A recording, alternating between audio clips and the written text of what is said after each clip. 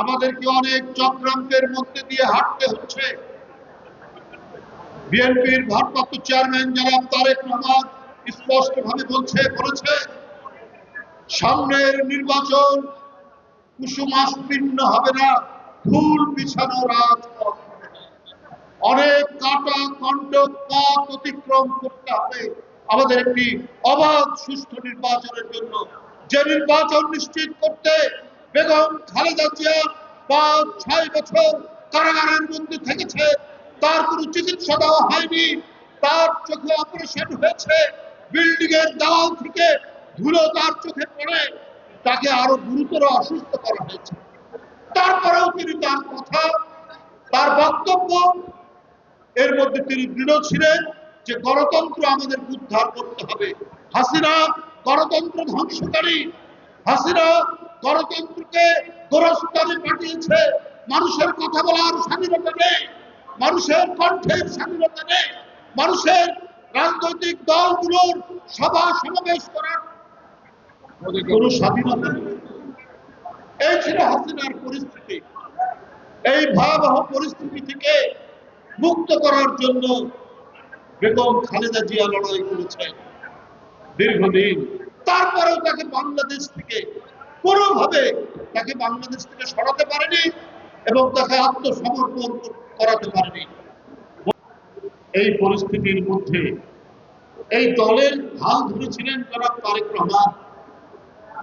এই দলের হাল ধরে তিনি একই কথা, তার মায়ের মতো, তার বাবা বহুদলীয় গণতন্ত্র যে প্রবর্তন করেছিলেন, সেই পতাকা বেগম জিয়া ধারণ করেছেন, সেই পতাকা তারেক রহমান ধারণ করে গোটা জাতিকে ঐক্যবদ্ধ করে গত বছর 5ই আগস্ট তিনি যে পটভূমি তৈরি করেছিলেন, তারই ফলশ্রুতিতে 5ই আগস্ট শেখ হাসিনার পতন হয়েছে। শেখ হাসিনা পালিয়ে গেছেন, শেখ হাসিনা আরেকটি দেশে আশ্রয় নিয়েছে। তিনি কি বসে আছেন? তিনি বসে নেই তো। আমরা অডিও ভাইরাল দেখছি তার বক্তব্যে, আমরা ভিডিও ভাইরাল দেখছি তার বক্তব্যে। সেই বক্তব্যের মধ্যে বাংলাদেশের ভিতরে হানাহানি করতে বলছেন, বাংলাদেশের অস্থিরতা তৈরি করার চেষ্টা করছেন, একটা অবাধ সুষ্ঠু নির্বাচন যাতে না হয় তার জন্য তিনি নানা ধরনের নির্দেশ দিচ্ছেন। এর মধ্যে একটি রাজনৈতিক দল খোলা পানিতে মাছ শিকারের চেষ্টা করছে। আন্দোলনের নামে আন্দোলনে ছিলেন, কিন্তু এখন নিজেদের রাজনৈতিক স্বার্থ উদ্ধারের জন্য খোলা পানিতে মাছ শিকার করার চেষ্টা করছেন। সেই রাজনৈতিক দলকে আপনারা চেনেন না?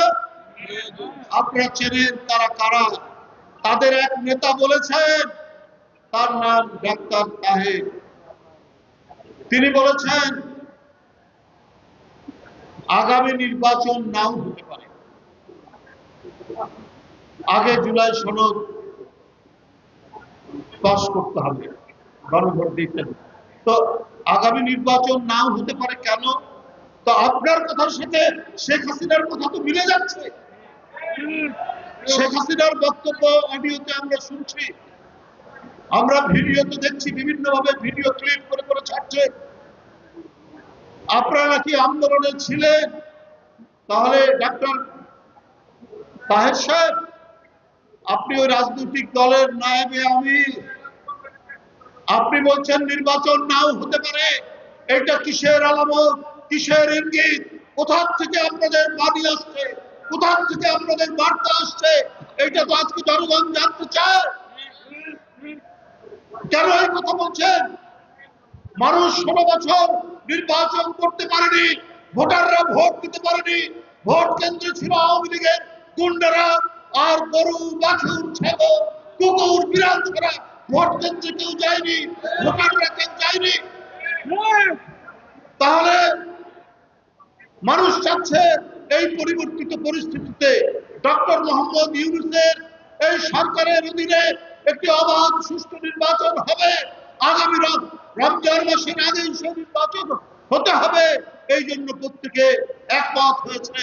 আর আপনারা বলছেন নির্বাচন নাও হতে পারে।